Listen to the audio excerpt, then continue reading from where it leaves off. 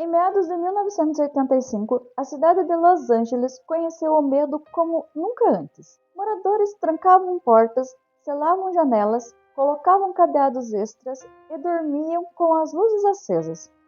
Mas nada parecia suficiente, porque o mal não vinha com avisos. Ele entrava pela escuridão da noite, silencioso, cruel, e deixava para trás uma trilha de sangue, dor e pavor. Durante meses, uma figura misteriosa espalhou o terror por bairros inteiros, atacando famílias, mulheres, homens, idosos e até crianças, sem padrão, sem lógica, sem misericórdia.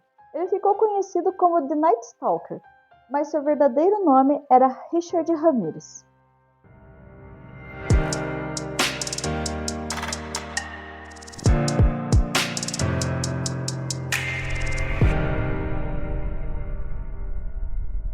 Olá pessoal, tudo bem? Sejam bem-vindos ao canal Crimes do Passado. Eu sou a Glaciele e hoje nós vamos ver o caso Richard Ramirez. Se você gosta desse tipo de conteúdo, já deixa seu like, se inscreva no canal, ative o sininho para ativar as notificações e bora ao caso de hoje.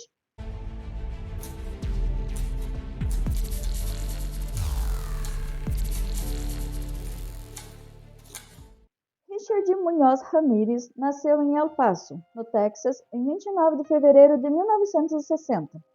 Filho de Julian Ramirez e Mercedes Munhoz. Ele é o mais novo de 5 filhos.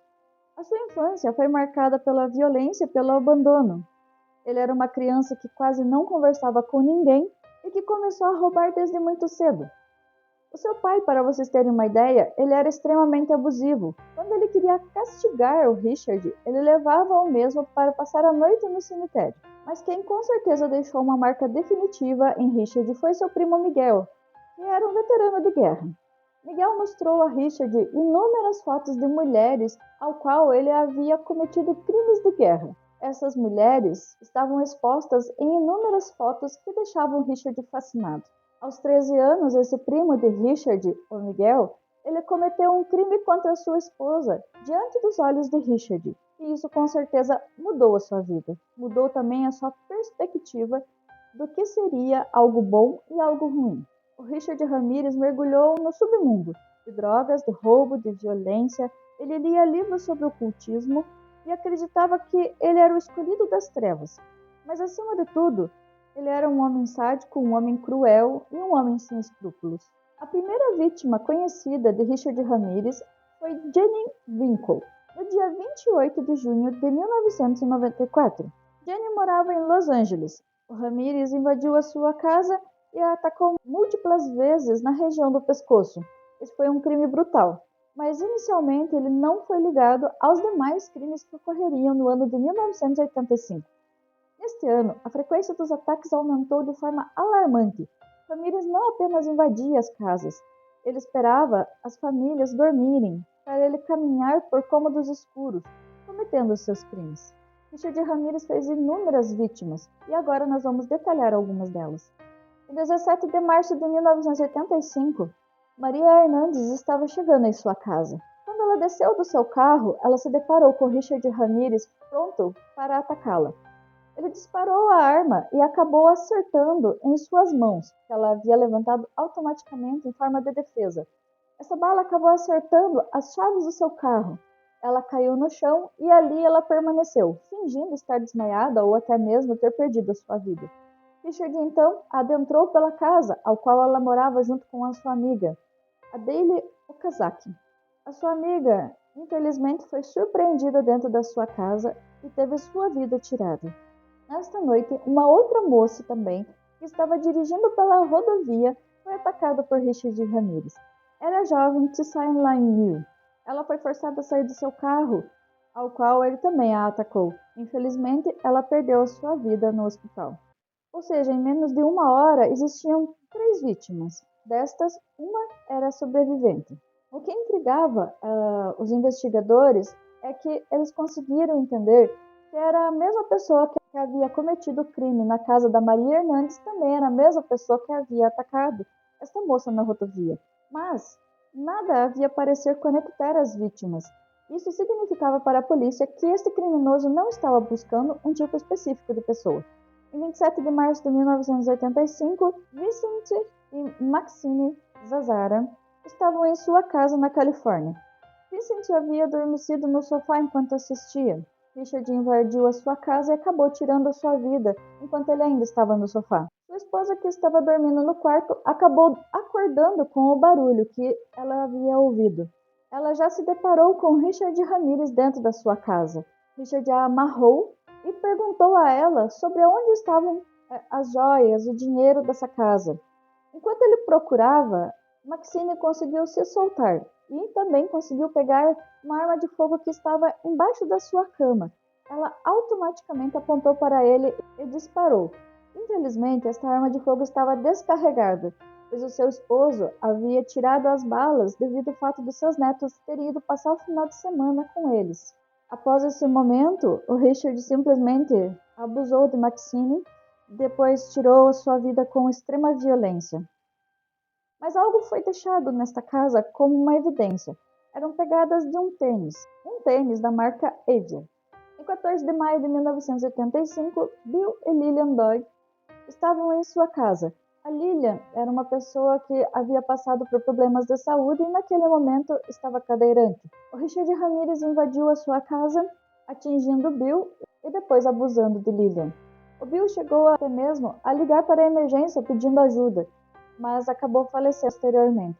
A Lillian foi capaz de ajudar a polícia a fazer um possível retrato falado sobre o invasor da sua casa. Em 29 de maio de 1985, Mabel e Florence, duas irmãs, uma de 83 anos e a outra de 81 respectivamente, estavam tranquilas em sua casa. Infelizmente, Richard Ramirez também invadiu aquele local e acabou cometendo um crime com extrema crueldade. Ele utilizou um martelo contra ambas.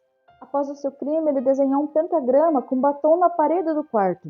Ambas foram encontradas 2 dias após este crime, ainda vivas em sua casa. Elas foram levadas para o hospital, mas infelizmente elas não sobreviveram. Na casa delas também foi encontrado uma pegada em um relógio que ainda estava no chão, ao qual o criminoso havia pisado, e era o mesmo tênis da marca Ace. Lembrando que a cidade de Los Angeles, como ela é muito grande, ela tem várias delegacias. Isso faz com que tenha várias jurisdições. Então, cada jurisdição vai cuidar daquele crime que aconteceu naquela região. E isso dificultou muitas as investigações no decorrer, porque essas delegacias elas não trocavam informações, fazendo com que os crimes cometidos por Richard ficassem isolados. Em 30 de maio de 1975, Carol Kyle e seu filho estavam tranquilamente em sua casa quando Richard Ramirez invadiu. Ele prendeu seu filho em outro cômodo e abusou sexualmente de Carol. Ela sobreviveu e foi uma testemunha crucial depois em seu julgamento. Em 2 de julho de 1985, Mary Louise Pennell foi encontrada sem vida em sua cama. Ela também tinha sido vítima de um crime brutal. Em 5 de julho de 1985, uma jovem de 16 anos também passou por um crime brutal, mas ela sobreviveu. Neste ambiente do crime, ao qual era o seu quarto, a polícia encontrou também uma pegada nos lençóis. Em 7 de julho de 1985, Joyce Nelson foi a próxima vítima de Richard Ramirez. Ela foi espancada tão brutalmente que o seu rosto ficou com a marca da pegada do tênis dele. A partir disso, os noticiários começaram a assimilar que estavam acontecendo crimes muito parecidos na cidade. Então eles começaram a se perguntar, e também perguntar aos investigadores, se não era a mesma pessoa que estava cometendo aqueles crimes. Isso não significou que os crimes pararam por aí. Em 7 de julho de 1985, Sophia Dickman estava em sua casa tranquilamente quando Richard entrou e a amarrou. Ele acabou roubando diversos objetos, mas Sophia Dickman é uma das sobreviventes. Em 20 de julho de 1985, Maxon e Leila Knighton também tentaram resistir a um invasor, mas infelizmente eles não resistiram aos ferimentos. Neste ambiente, ele acabou roubando diversos itens dessas pessoas. Em 20 de julho de 1985, um homem de 32 anos acabou perdendo a sua vida enquanto dormia. O Richard Ramirez acabou abusando da sua esposa e também do seu filho, que na época era uma criança. Ambos sobreviveram. Em 6 de agosto de 1985, Christopher e Virginia Peterson também tiveram o invasor na sua casa. Após serem feridos na cabeça, eles sobreviveram milagrosamente e ainda conseguiram expulsar o Richard Ramirez da casa. Até na época saiu no jornal uma entrevista com um dos investigadores falando que ele era um covarde, que suas vítimas apenas não conseguiam expulsar da casa porque eram pegas desprevenidas ou em um momento que estavam dormindo. Em 8 de agosto de 1985, Elias e Sackman acabaram tendo a sua casa invadida. Eli acabou perdendo a vida nesta noite. A sua esposa foi abusada sexualmente. Em 18 de agosto de 1985, e aí nós temos um detalhe, porque já não é mais Los Angeles, é na cidade de São Francisco. Peter e Barbara Pan estavam em sua casa dormindo quando acabaram perdendo a sua vida. Richard desenhou um pentagrama na parede do quarto e escrevendo algumas palavras na parede. Ele também fez um lanche após cometer esse crime cruel. A polícia de São Francisco ficou inconformada com aquela situação e decidiu que deveria ser divulgado algumas informações para a imprensa. Essas informações deveriam ser passadas por uma prefeita em uma coletiva, mas infelizmente ninguém acabou orientando ela corretamente e ela passou investigações demais. Por exemplo, a marca do tênis em que Richard estava usando em todos os seus crimes e até mesmo a arma de fogo que ele estava utilizando. Isso fez com que Richard Ramirez ficasse sabendo desses detalhes e imediatamente se livrasse dessas pistas. Em meio ao caos, a mídia batizou o criminoso de Night Stalker e com o nome veio a histeria pública. As pessoas não se sentiam mais seguras nem dentro de casa. Los Angeles parecia sitiada, o medo estava em cada esquina. 2 detetives começaram a juntar as peças. Era Frank Salerno, conhecido como um dos investigadores principais em outro caso de serial killer, e Gil Carrillo, um jovem intuitivo e determinado. Carrillo foi o primeiro a perceber que os crimes aparentemente desconexos tinham similaridades e que não poderiam ser ignoradas. Mas a sua teoria inicialmente foi ridicularizada dentro do departamento. Diziam que ele via coisas onde não existiam, mas ele estava certo. Uma pista crucial surgiu, que era a pegada que existia em todos os locais. Esse tênis da marca Avia era um modelo raro, principalmente no tamanho, que era o número 43. A mesma marca e tamanho aparece em outros 3 locais de crime. Então esse era o primeiro elo físico ligado aos assassinos, que até então não sabia se era um ou mais. Pedia-se que as pessoas redobrassem os cuidados, colocassem mais trancas e tentassem se proteger o máximo. Mas todos esses cuidados não foram suficientes para evitar mais crimes. Em 24 de agosto de 1985, Bill e Inês tiveram a sua casa invadida. Infelizmente, Bill perdeu a sua vida nesta noite e Inês foi abusada sexualmente. Mas ela sobreviveu e conseguiu passar detalhes para a investigação que possibilitaram fazer um retrato falado detalhado deste jovem. Ele vestia roupas pretas, tinha cabelos cacheados, olhos castanhos escuros beirando a ser negros e dentes estragados, extremamente estragados. Outro detalhe também que ela retratou, tinha um odor muito forte, o que fazia mais um elo de ligação com as outras vítimas sobreviventes que também relataram os mesmos detalhes. Nessa mesma noite de 24 de agosto de 1985, no qual a polícia já havia detalhado que existia uma pessoa invadindo casas e a mídia estava fazendo uma cobertura bem longa sobre esses casos, a sociedade estava extremamente atenta, inclusive os adolescentes e crianças. Foi devido a este fato que o jovem James Romero Jr., de apenas 13 anos, conseguiu verificar um detalhe desta noite. Um carro estava transitando pelo seu bairro com os faróis desligados. Desconfiado, ele ficou observando, e quando ele retornou, ainda com os faróis apagados, após um tempo que ele havia passado, ele decidiu anotar a placa deste carro e também o modelo do mesmo. Quando soube que havia acontecido um crime próximo à sua casa, ele não hesitou e ligou para a polícia citando tais informações que ele tinha anotado. A polícia então foi verificar a placa deste carro porque era uma informação muito importante. E com isso, eles conseguiram saber que esse carro havia sido roubado em Chinatown alguns dias antes. O mesmo também havia sido abandonado após o crime. A polícia então conseguiu chegar até lá e verificar este carro. Richard Ramirez era extremamente cuidadoso. Normalmente ele usava luvas de couro para cometer seus atos e também para dirigir os carros aos quais ele roubava. Mas nesse ele acabou deixando passar um detalhe, que era uma digital no retrovisor do carro quando ele foi ajustar sua altura. Entretanto, nesse ano de 85, não existia ainda um banco de dados tecnológico com todas essas digitais. Então, eles tiveram que pegar essa digital e analisar um por um de todos os criminosos que tinham fichas de crimes brutais na delegacia. Havia nessa época também o início de um banco de dados. Então, os investigadores acabaram encaminhando também para essa empresa que estava começando a implantar, né, esse sistema para ver se eles conseguiam mais informações. Nesse meio tempo também, uma mulher ligou para a polícia dizendo que seu pai vivia nas ruas e que conhecia um rapaz que havia relatado que tinha cometido todos esses crimes. O seu pai havia comprado uma arma de fogo com ele e sua filha então contou para a polícia todos esses detalhes. A polícia foi atrás de seu pai, ao qual falou que ainda estava com esta arma de fogo e entregou para a polícia. Em análise, eles conseguiram constatar que era a mesma arma utilizada por Richard Ramirez em todos os ataques.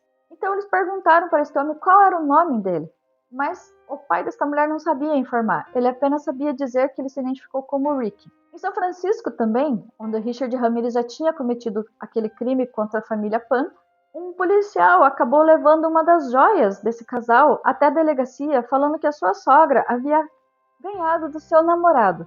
O seu namorado era uma daquelas pessoas que compra joias roubadas. Então, a polícia foi até este homem, acabou conversando com ele de uma maneira mais ríspida.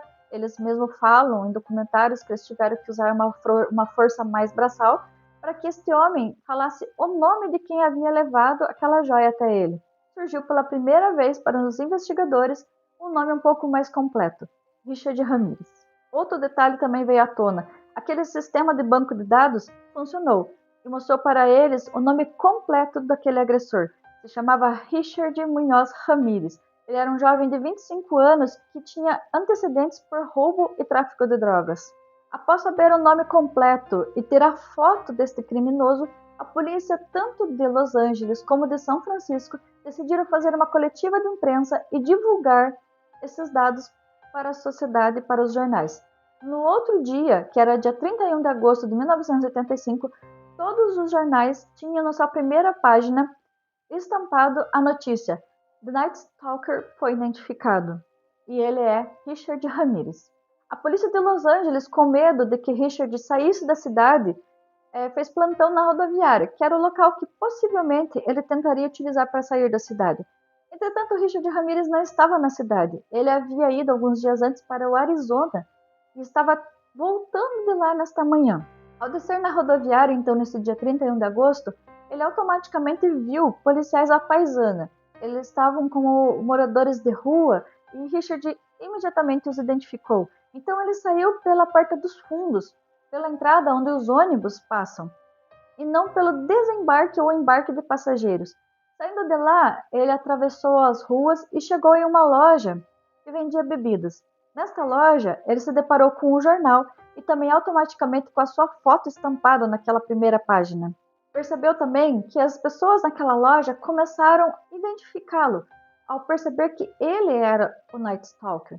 Então ele saiu correndo de lá e entrou em um ônibus.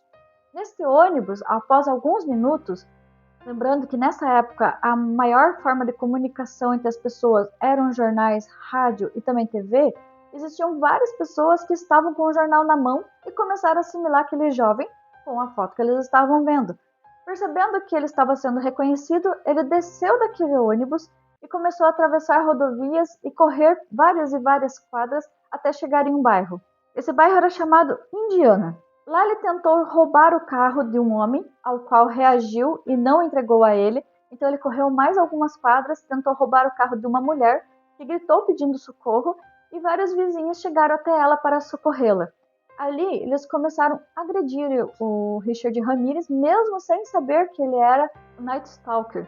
Então foi nesse momento que vários vizinhos começaram a chegar para ver aquele homem que estava tentando cometer crimes naquela região, e perceberam pelas notícias que aquele era o Richard Ramirez, aquele homem que era cruel com várias pessoas, aquele homem que foi cruel com várias famílias, crianças, homens, mulheres, idosos. E ali eles tentaram segurá-lo ao máximo até a polícia chegar.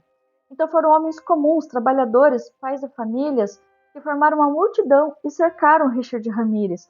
ele foi chutado, ele foi imobilizado e finalmente capturado.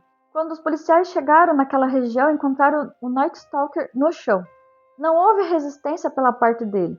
Então, simplesmente ele foi levado pela delegacia daquela região e a multidão começou a seguir tanto o carro e também ir até a delegacia. Eles queriam linchá-lo por todos os crimes que ele havia cometido.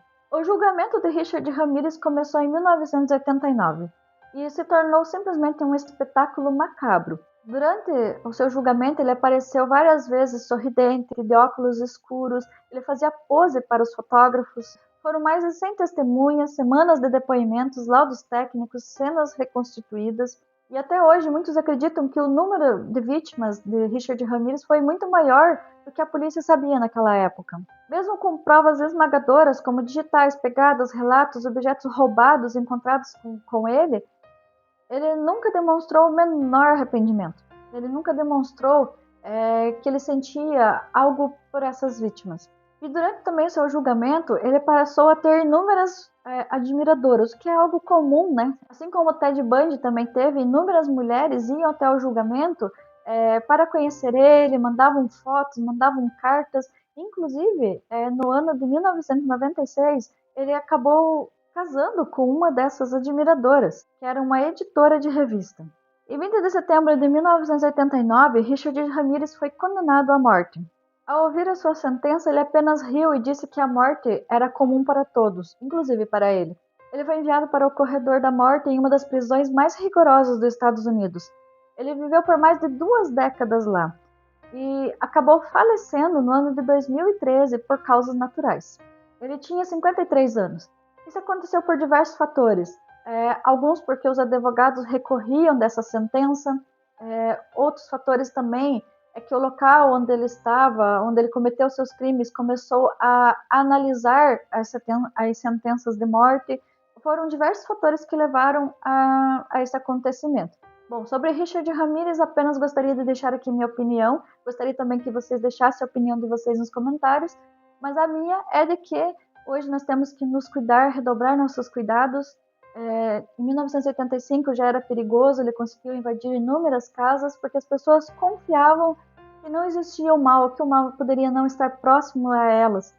E, infelizmente, este é um dos casos mais clássicos de pessoas que simplesmente são sádicas, que não têm o menor escrúpulo e que, como um serial killer, ele não tinha sentimento para essas pessoas. Então ele fazia isso por vários motivos. Se você for olhar as entrevistas dele, você vai ver que ele justifica falando sobre a sua infância, sobre o seu primo, tudo que aconteceu na vida dele e que ele desistiu da felicidade há muitos anos. Talvez ele seja consequência da sociedade ao qual ele foi criado, porque ele não teve no seu âmbito familiar a palavra amor, ele não recebeu isso, mas eu acredito que nada justifica os seus atos. Então ele é um criminoso como qualquer outro. Bom, pessoal, esse foi o caso de hoje. Eu espero sinceramente que vocês tenham gostado. Se gostaram, deixa o seu like, se inscreva no canal e nos vemos no próximo capítulo. Tchau!